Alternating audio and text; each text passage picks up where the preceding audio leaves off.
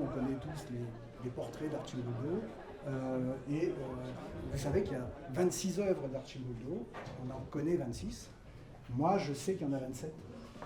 La 27e, c'est celle-là, qu'on n'a pas encore retrouvée. Le corbeau. C'est le corbeau. Oui, on ne se souvient pas que Arcimboldo a peint un corbeau en réalité. Mais peut-être que certains d'entre vous, vous allez le croiser un jour, vous me le direz.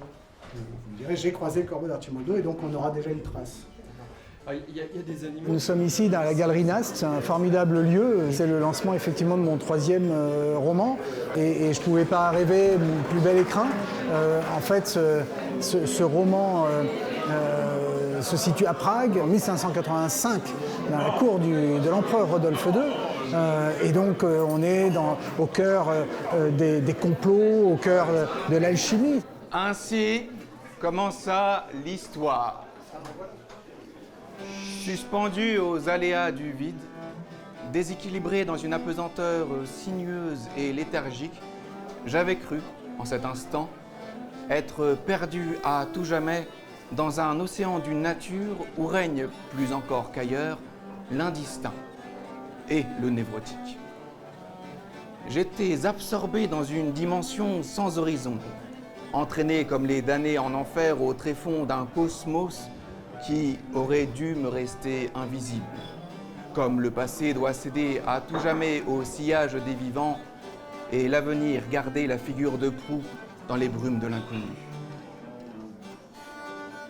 Une voix me racontait l'histoire du dernier tableau du peintre Giuseppe Arcimboldo, perdu et jamais retrouvé. L'histoire, c'est effectivement l'histoire de cette 27e œuvre d'Arcimboldo, du peintre Arcimboldo. On connaît les 26 premières, elles sont disséminées, il y en a au Louvre, elles sont disséminées dans les grands musées mondiaux.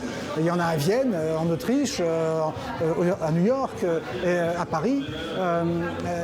La 27e œuvre, en fait, on l'a un peu perdue de vue, on ne sait plus où elle est.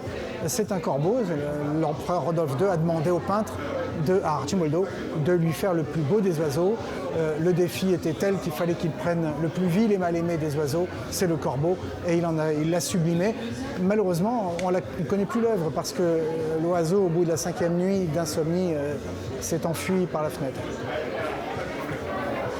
Moi, j'aime ce qui est composite, j'aime aller chercher aussi chez d'autres artistes, aller chercher aussi ce qui va venir créer avec moi, composer une nouvelle réalité. Donc moi, j'ai le texte, je me tourne vers un peintre, c'est Maudley Thibault, qui a sa particularité, qui a sa propre inspiration. Il l'a apporté à l'œuvre et ce soir, il y avait aussi des musiciennes qui ont joué des œuvres de la fin du XVIe siècle, des œuvres qui ont été jouées à la cour de Rodolphe II entre 1580 et 1585. Nous étions vraiment dans une recomposition d'une œuvre composite. J'aime écrire c'est une nécessité. Et puis je me retrouve totalement dans à la fois la solitude de l'écriture et puis le partage quand peut-être à ce moment-là l'œuvre effectivement m'échappe et finalement tant mieux.